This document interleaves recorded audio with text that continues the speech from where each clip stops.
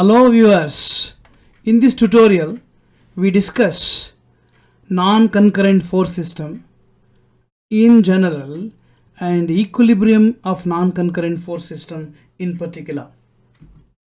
The systems that are supported will be in equilibrium. That is a very simple thing. When a system is supported, there is no chance for any resultant to play. That means the resultant doesn't exist, but equilibrium exists. We know fully well that resultant and equilibrium are mutually opposite in their sense, while they are equal in their magnitude.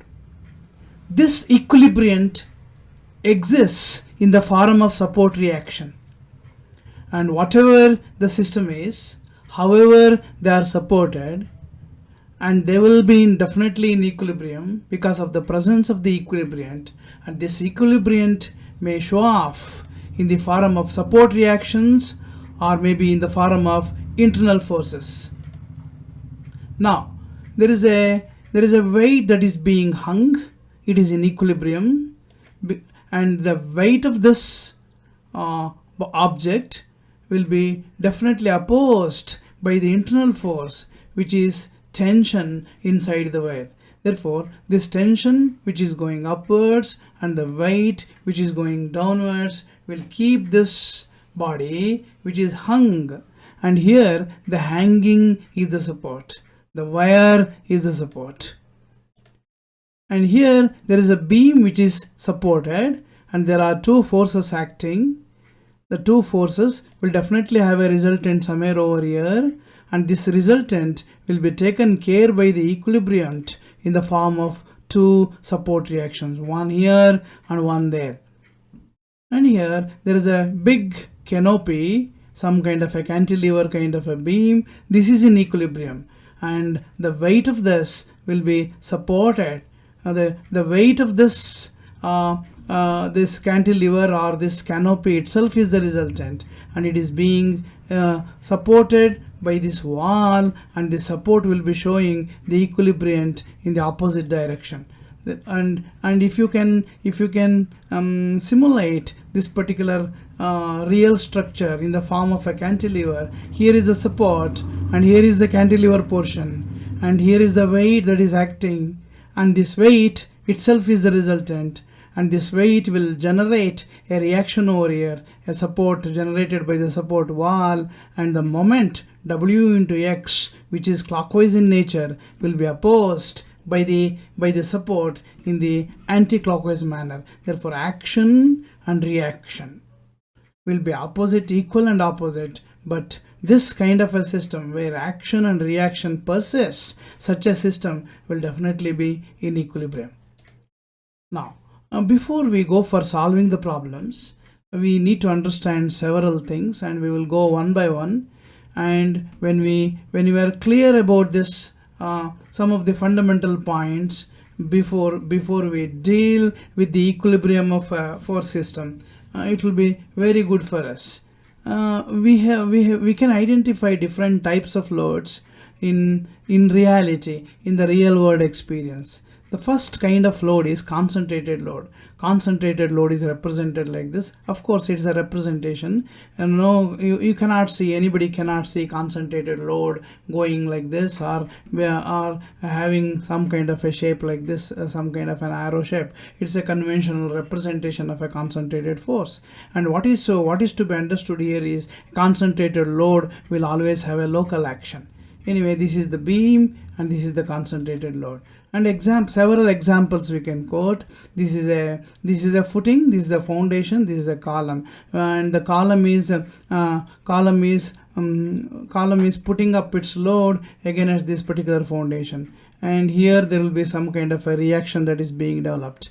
And when compared to the area of this column with the area of the footing on which it is placed, the column load can be taken as a concentrated load. And here the wheels are placed on the roads, and when we compare the area of the wheel in contact with the area of the road surface which is providing a support, it can be considered as a concentrated load. And here this is the wheel of a train, and this is the rail, and at the touching place there is a point contact, and the entire weight of the train portion of the weight will be transferred as a concentrated load. Therefore, we can quote several real world examples of concentrated load only to say that concentrated loads exist. Uniformly distributed load. And here is a slab which is being supported on the beam, and that self height of the concrete slab itself is uniformly distributed load. How exactly this kind of a load is there? That is in the name itself. It will be uniformly distributed. Wherever you go, there is a portion of the load, and it will be there everywhere with equal magnitude. And here is a slab. The self weight will be acting downwards like this. Everywhere there is a force, and each and every arrow will have the same magnitude. And here this is the bottom of the tank, and bottom of the tank is supported by the earth, and earth will be showing the reaction like this, and the weight of the water itself which is imposed on this slab will also be uniformly distributed load. And uniformly distributed, here is a beam, here are the supports, and uniformly distributed load will be typically represented like this, or by means of a rectangle. And it will be designated with an intensity of loading that is 20 kilonewton per meter. Here is an example, arbitrary example, some kind of an intensity expressed in kilonewton per meter, newton per meter. Anyway, there is no way for us to deal with UDL just like this as it is. Anyway, it should be converted into equivalent concentrated load for our computational purposes, for our calculational purposes. And here it becomes, as I told, it can be considered as a rectangle.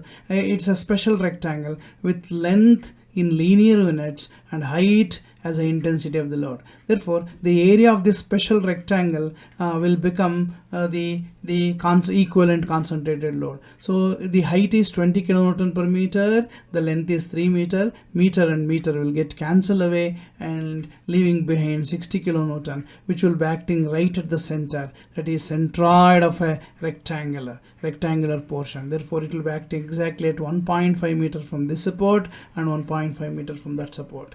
UDLs are there in reality, and we need to deal with them, and we can deal with them only after converting them into equivalent concentrated loads.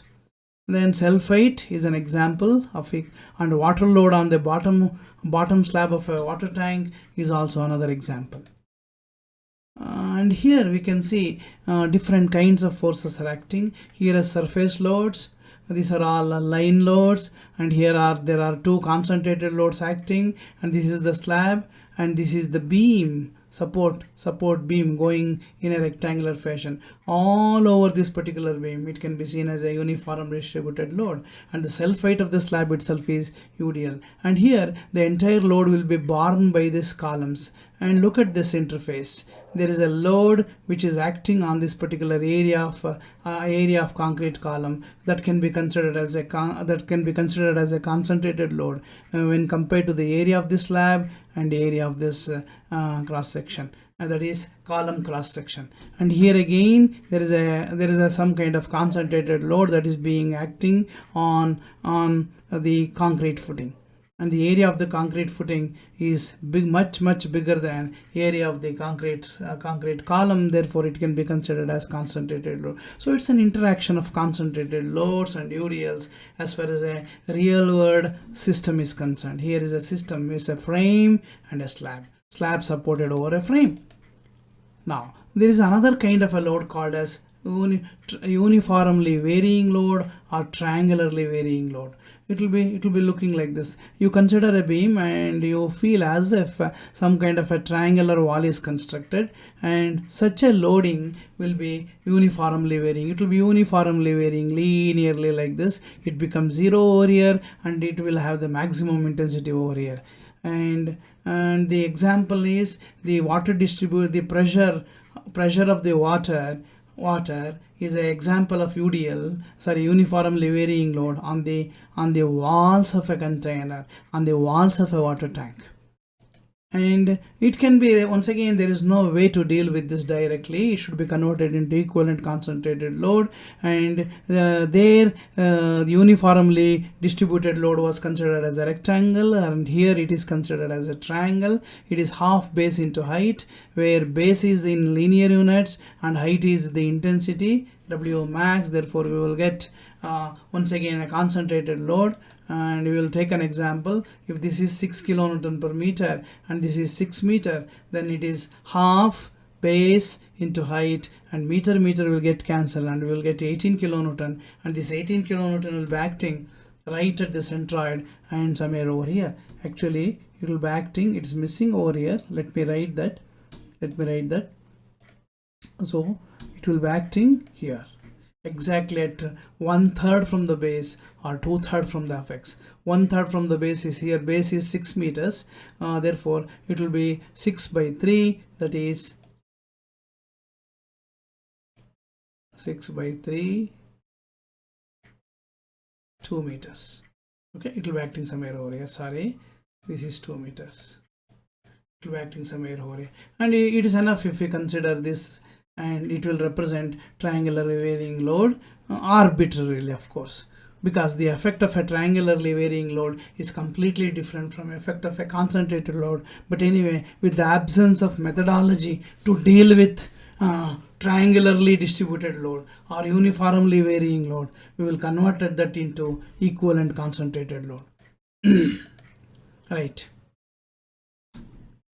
Concentrated moment is yet another kind of a force, that is a fourth kind. You consider a beam, there is a frame that is being welded for some reason, and the force is applied somewhere over here, and on the top of this force is applied over here, and this force has a height over here, and this force into height will create a moment, and this moment will be exactly acting at this particular junction, and this beam with a frame and a load applied over here can be just translated into a direct moment over here, which is equal to the force and the height. So this is called as concentrated moment. So this arrangement will tell us that over a beam it is possible to generate concentrated moment anywhere we want. The heart of the matter is we will just weld a frame and we will apply a force.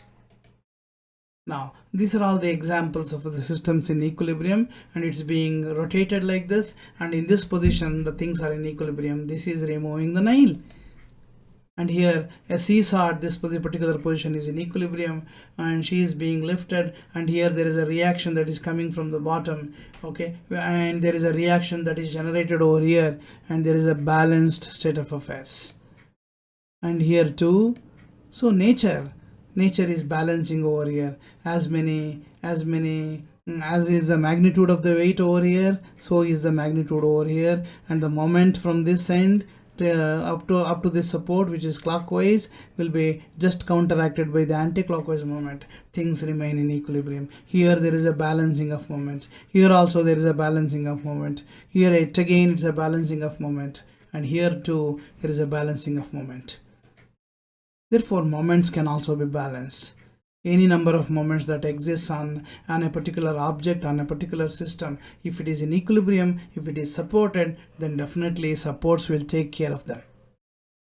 And we need to, after having gone through the kinds of loads, that is concentrated load, uniformly distributed load, uniformly varying load, and concentrated moment, we will see kinds of supports.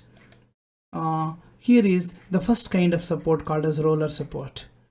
And when we apply, here is a beam, portion of the beam supported by the roller support, and here is a support, and there will be hinge running through the heart of this particular beam, which is missing over here. And when an inclined load is applied, the vertical component of this inclined load will immediately generate a vertical reaction over here, and the horizontal component of the load will make this particular support to move because it is being kept on the rollers. Therefore, when you apply a moment, and this force into moment, the vertical component of the inclined load and the perpendicular distance from here till here will also generate a clockwise moment. For a clockwise moment, it is going to simply rotate. It's going to simply rotate. Therefore, a roller support will come with 2 degrees of freedom. It can the supported systems can rotate and supported systems can move horizontally. And here is a real-time example. Here is a bridge end, and here it's supported by a roller. And any system should be supported by should have a roller support, because in the event of temperature increase, there will be small movements, small expansions, and this roller support will take care of that. Roller support has only one reaction, a reactive force perpendicular to the plane of rollers. That is, there will be reaction for roller supports, which will be always like this, which will be acting vertically upwards. And when we write this support reaction, it should be perpendicular to the plane of the rollers. That means in order to get an inclined reaction for roller support, we have to twist the support itself, because the reaction will always be perpendicular to the plane of the roller. Here plane of the roller is horizontal, therefore the reaction will be vertical. Yeah. Now we will go through the second kind of the support, that is hinged support. Hinged support, there are practical examples over here. There is a hinge, here is a hinge provided, and this body which is supported, this system that is supported can rotate. And here also probably this is the gate which is being lifted, and it can be, when it is closed, it will move down. But anyway, this portion will never go down. That means it will offer vertical reaction, and it will also offer horizontal reaction. Let us see what exactly happens. So here is a roller support, sorry, hinged support. Hinged support will be like this, and if you apply an inclined force, inclined force like this, the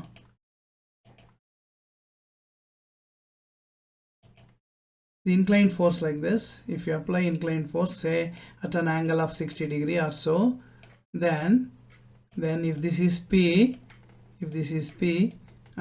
the horizontal component will be P cos 60, acting like this, and immediately there will be a reaction that is developed over here in the opposite direction. And the vertical component cannot push the support down, because it is here it is intact, it will never move down. That means it will offer a reaction which is equal to the vertical component of the inclined load. Therefore, and whenever there is a moment that exists, so moment till here, because this is the moment Rm, and this is the force acting down, and there is a clockwise moment, this beam itself will rotate with respect to the hinge. So therefore, as far as hinged supports are concerned, there can be two reactions. One is horizontal reaction, other one is vertical reaction. We can just combine them, and we can have it to be only one reaction, that is resultant reaction. Therefore, the hinged support will have only 1 degree of freedom, that is, it can rotate, it can offer rotation, it will never show any resistance for rotation of the supported system. As far as roller support is concerned, there is only one unknown, that is vertical reaction, and for a push it will move, for a rotation it will rotate. So hinged support has two reactions, a reactive force perpendicular to the plane of support and horizontal reaction. It has 1 degree of freedom. The hinged supports are provided with a purpose of not allowing longitudinal movements. Therefore, any supported structure should have one hinged support at one end and a roller support at the other end. While roller support will take care of horizontal movements due to braking action over a bridge, when we apply the brake, huge friction will be generated, and this friction force will be horizontal, opposing the motion. So it will create some kind of a jerk in horizontal direction, and which will be catered by a roller support. On the other hand, the other support should be hinged support, in order not to allow the entire beam to move forward in the forward direction by repeated application of horizontal forces. So it will be held tightly against horizontal movement, while rollers will permit horizontal movement of the things. Anyway, it will keep the system in equilibrium. The third kind of support is fixed support, and here is a portion of the beam which has gone inside the wall, let us say, and this is the wall. This is the wall. It has gone inside the support, and if you apply a vertical force over there, there will be vertical reaction immediately developed over here. This is action, this is reaction. And when we apply moment, if you apply a moment, moment is generated by this force, of course, and this is clockwise in nature. The active force will generate clockwise moment, but the reactive force that will be developed over here to keep the things in equilibrium will be anti-clockwise in nature. Therefore, a fixed support will have a vertical reaction, a moment, and also a horizontal reaction if at all horizontal forces are present. Therefore, the degree of freedom for a fixed support is 0, and it will have 3 unknowns. Here are examples. This is the fixity, this is the fixed support, and here the column is fixed tightly to the ground, and the column is having the fixed support, and here also the column is fixed with the concrete pedestal. Therefore, this is also a fixed support. It cannot be rotated, nor it will move vertically up, vertically down, and there will be reaction over here. It cannot move horizontally also. Therefore, fixed supports are very robust. Now, fixed support has all the reactions present: a vertical reaction, a horizontal reaction, and a fixed moment. It has 0 degrees of freedom. Now we will go through types of beams, and these are all the supported components, and this is the supports. So this is a beam. It has 2 terminals, and it is supported by simple supports because they can be simply solved using equations of statics. Let us see that. Okay, anyway, this is simply supported beam because it has 2 supports at the extremities that are simple in nature, which their reactions can be solved. Okay, and it is a single overhang. The beam will continue beyond the support at one side. Therefore, it is a single overhang. This is the overhanging portion. On the other hand, this is double overhanging beam, and this is a cantilever beam, and this is a continuous beam, and this is the fixed beam. So we have gone through types of beams, types of supports, and types of loads, and we will, before we complete, we will look into an example, typical example as to how we can find support reactions. That is as good as telling how we can find the equilibrium for the applied load. Okay, so I have taken a very simple example. There is a beam of span 4 meters, and there is an inclined load of 80 kilonewton acting at 30 degree over the beam, and this is the horizontal component, and reactions will develop like this. Anyway, this is the roller support. There can be only one reaction perpendicular to the plane of the rollers. Therefore, the plane of the roller is horizontal. Therefore, reaction is vertical. And here too, the reaction here is VA, vertical reaction at A, vertical reaction at B, and here is horizontal reaction at A. Given a problem with different inclined loads at different points, we will be confused as to in which direction we have to write the reaction. This is certain. Anyway, the loads are all are acting downwards, therefore the reaction should be upwards. But here there is a bit of confusion in which direction we need to write the horizontal reaction. So a clue over here is we can put this reaction in the positive direction because we have already assumed rightward forces are positive, upward forces are positive. This being a horizontal reaction, we will keep it rightwards. And if the answer is negative, we will change the direction. That is, we are wrong. Anyway, the directionality of the reactions will adjust themselves in such a way that the supported systems are in equilibrium. Therefore, we will leave the points to the system itself. Now, we will apply sigma fx equal to 0, meaning that the system cannot move horizontally even for an inch. There cannot be a jerk also. Therefore, and we will equate all the horizontal forces in the system to 0. HA is the first horizontal force acting rightwards, therefore that is positive. 80 cos 30, the horizontal component of this inclined force, therefore HA will become minus 69.3 because this will go that side. Therefore, the assumed direction of this particular reaction is wrong. Therefore, we will change the direction of this reaction. And the reaction should be like this. This is active force, this is reactive force. They will cancel away, and the system will be in equilibrium as far as horizontal disturbance is concerned, horizontal jerk is concerned. Now, we will apply sigma Fy equal to 0. Please remember that there are 3 unknowns. One is horizontal reaction, one unknown, and here is a vertical reaction, second unknown. Here is another vertical reaction, third unknown. We are applying the principles of statics rather. Fx equal to 0, algebraic sum of all the horizontal forces equal to 0. Now it is algebraic sum of all the vertical forces equal to 0. There are two vertical forces going up, VA plus VB going up, positive, and there is only one load that is coming down, which will be negative over here. When it is sent to the RHS side, RHS of the equation, it will be positive. It is 8 sin 30. Therefore VA plus VB equal to 40 kilonewton. And still we have not resolved the unknowns. VA and VB still remain to be unknowns. Therefore we will number this equation to be 1. And so for two unknowns we need two equations, and one of the equations is already set up. Now we will see as to what we should do, and we will just say sigma ma equal to 0. That is, moment of all the forces about A should be equal to 0. If a body is in equilibrium, moment about any point should be equal to 0. We have chosen A to be the point because with respect to A the system can rotate. There is a hinge that passes through the heart of the beam about which the beam can be rotated. In order to find the reaction, we have to release the support and we need to apply VB in vertical direction, and we have to take the moments about A. This is A. So 80 sin 30 into 2.5.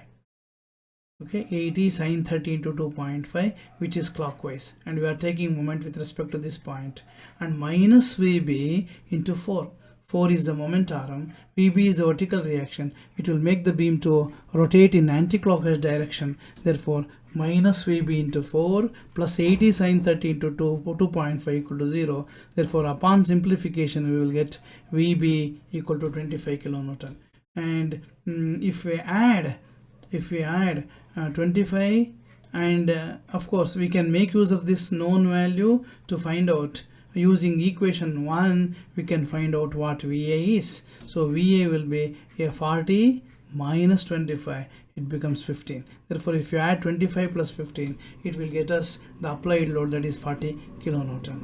So we have understood that in a non-concurrent force system, to find the support reactions, whatever the kind of support is, we will plug Fx sigma Fx equal to 0 if there exists horizontal forces over the system, and we will plug sigma Fy equal to 0 and sigma m equal to 0, m with respect to any point about which the system can rotate. So by applying all the three equations called fundamentally as fundamental equations of statics, we can find out three unknowns in non-concurrent force systems, and these three unknowns happen to be either support reactions or tension in strings or compression in some component or the reaction generated at the contact surfaces on a supported system. So with this we will close this session, and we have just talked about the fundamental points about non-concurrent system while we attempt to find some reactions or support reactions over a system that is in equilibrium and the system being subjected to non-concurrent forces. So with this we will close, and in our next tutorial we will bring several problems of interest and with a little complexity also. And until then, bye, and if you all liked this video, kindly subscribe to my channel. Thank you.